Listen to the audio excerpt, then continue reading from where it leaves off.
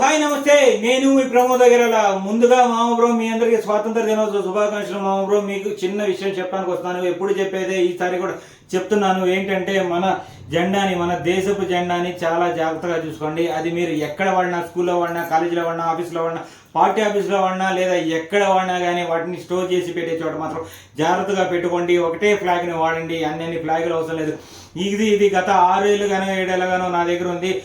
ఈ ఫ్లాగ్ని ఎంత జాగ్రత్తగా కాపాడుకొస్తున్నానంటే, మన తల్లిదండ్రులని ఎంత జాగ్రత్తగా చూసుకుంటామో అలాగే ఈ ఫ్లాగ్ని కూడా జాగ్రత్తగా చూసుకుంటాను.